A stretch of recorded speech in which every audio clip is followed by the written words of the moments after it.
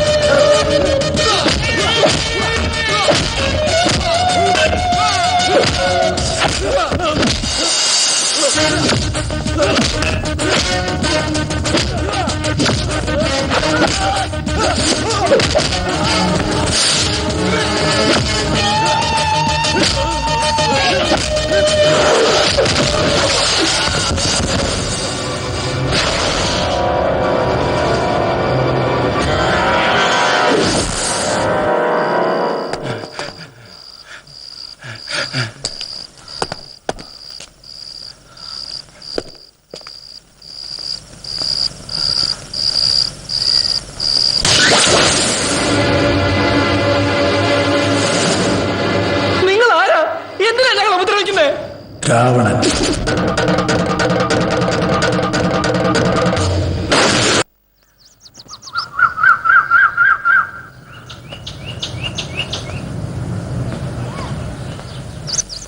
നിങ്ങൾ എന്റെ കസ്റ്റഡിയിലുണ്ടെന്ന് എനിക്ക് നിങ്ങൾക്കും അല്ലാതെ ലോകത്ത് മറ്റാർക്കും അറിയില്ല, ഡിപ്പാർട്ട്മെന്റിന് പോലും.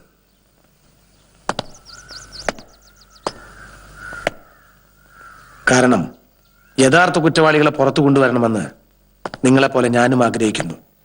പക്ഷെ അതിനു വേണ്ടത് പരസ്പര സഹായമാണ്.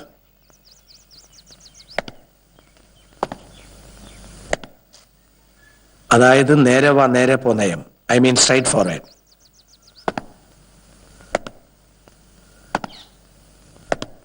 ഗീതയ്ക്ക് ഇതിലുള്ള റോൾ എന്താ? ഞാൻ നേരത്തെ പറഞ്ഞ ടേംസ് ആൻഡ് കണ്ടീഷൻ തെറ്റിക്കാനാണ് ഭാവമെങ്കിൽ 3 പേരും അഴിയണം. വിനോദിന്റെ മുറപ്പെണ്ണാണ് ഗീത. ജഡ്ജിയുടെ വീട്ടിൽ നിന്ന് ഞങ്ങൾ നേരെ ചെന്നത് ഗീതയുടെ വീട്ടിലേക്കായിരുന്നു. വിവരങ്ങൾ അറിഞ്ഞപ്പോൾ കീഴടങ്ങാൻ അവൾ ആവശ്യപ്പെട്ടു. ഞങ്ങൾ അതിന് തയ്യാറായിരുന്നില്ല.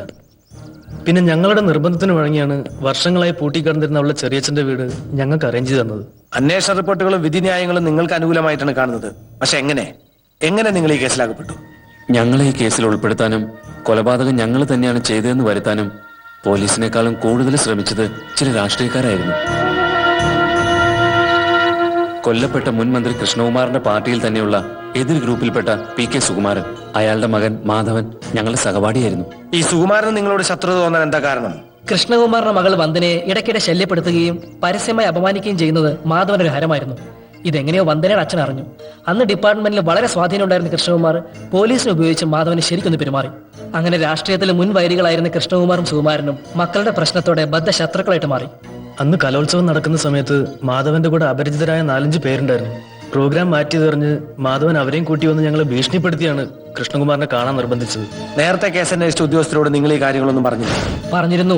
നിങ്ങൾ ഇപ്പൊ ആരെയും സംശയിക്കേണ്ട, എല്ലാം മുകളിലുള്ളവർ തീരുമാനിച്ചോളൂ എന്നായിരുന്നു അതിനുള്ള മറുപടി. കൃഷ്ണകുമാർ കൊല്ലപ്പെട്ട് അധികം കഴിയും മുമ്പേ അയാളുടെ സ്ഥാനം സുകുമാരന് കിട്ടിയതോടെ രക്ഷപ്പെടാമെന്നുള്ള ഞങ്ങളുടെ പ്രതീക്ഷയും ഇല്ലാതായി. സർ, ഞങ്ങളെ വിശ്വസിക്കണം. ഞങ്ങളൊരു അനിയന്മാരെ പോലെ കരുതി എങ്ങനെയെങ്കിലും രക്ഷിക്കണം സർ. ഇപ്പോൾ നിങ്ങളെ പുറത്തു കൊണ്ടുവന്നാൽ ഒരുപക്ഷെ നിങ്ങൾ പറഞ്ഞതനുസരിച്ച് യഥാർത്ഥ പ്രതി നിങ്ങളെയും കാത്ത് പുറത്തു നിൽപ്പുണ്ടാവും. കാരണം നിങ്ങൾ ഇല്ലാതാകേണ്ടത് അവരുടെ നിലനിൽപ്പിന്റെ പ്രശ്നമാണ്. അതായത് നിങ്ങളെ അവർ കൊല്ലാൻ മടിക്കില്ലെന്ന് പോലും അർത്ഥം. തൽക്കാലം എനിക്കൊപ്പം യഥാർത്ഥ പ്രതികളെ കിട്ടും വരെ നിങ്ങൾ ഇവിടെ താമസിക്കുന്നു. ഇതിനിടയിൽ ഇവിടെ നിന്ന് എന്നെ കബളിപ്പിച്ച് രക്ഷപ്പെടാനോ മറ്റോ ശ്രമിച്ചാൽ നിങ്ങൾ നേരത്തെ എന്നോട് റിക്വസ്റ്റ് ചെയ്തില്ലേ, ഷൂട്ട് അറ്റ് സൈഡ്, അതായിരിക്കും വിധി. അതിനേക്കാൾ ഉപരി നിങ്ങൾക്ക് മേലൊരു കണ്ണുണ്ട്, ദൈവത്തിന്റെ കണ്ണ്.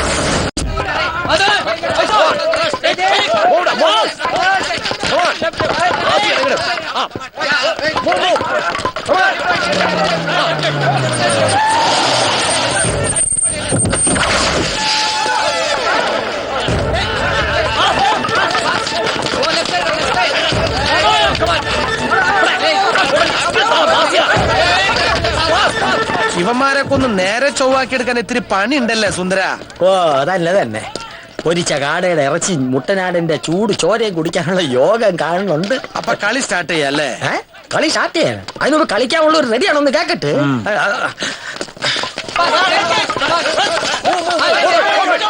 എന്റെ അമ്മ ഗംഭീര കളി തന്നെ.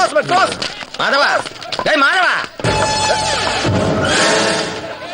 വർഗീസ് സാർ അടിച്ചടിച്ച ഡ്രസ്സുകളൊക്കെ ഇട്ട് കളിക്കാൻ കണക്കാക്കി തന്നെയാണ് വന്നിരിക്കുന്നത്. ഇനി നിങ്ങൾ കൂടെ റെഡിയായ മത്സരത്തിന് വിസിലും ഇതായിരുന്നു.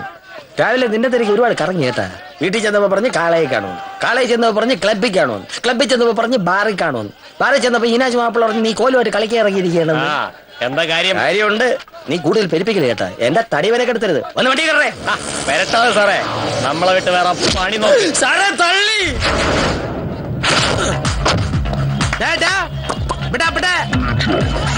നീ വറീസിന് അങ്ങാടിയിൽ ഇറക്കല്ലേ? വറീസ് അങ്ങാടിയിൽ ഇറങ്ങിയ പിന്നെ അടിയുടെ പെരുന്നാളാ. തോട്ടങ്ങാ പിന്നെ പൊളിച്ചടക്കി ഞാൻ. സുന്ദര, നീ വണ്ടി കയറി. ഇത് ഞാനും ഇവനും തമ്മിലുള്ള സിംഗിൾ കളിയാ. നീ വണ്ടിയിലിരുന്ന് കളിയാണ്. നന്നായിട്ട് കളിക്കിച്ചല്ല. പോലീസും കോപ്പൊക്കെ അങ്ങ് സ്റ്റേഷനില്ലേ. ഇവിടെ മാധവന്റെ ഭരണ. രാവണൻ എന്നുള്ള പേരിൽ അറിയപ്പെടുന്ന നിനക്ക് 10 തലയുണ്ടെന്നൊരു വിചാരമുണ്ട്. അത് നാട്ടുകാർക്ക്. പക്ഷെ എന്റെ മുമ്പില് നീ ഇപ്പോഴും കൊമ്പ് മുറിഞ്ഞ ഒറ്റത്തലയൻ തന്നെയാടാ.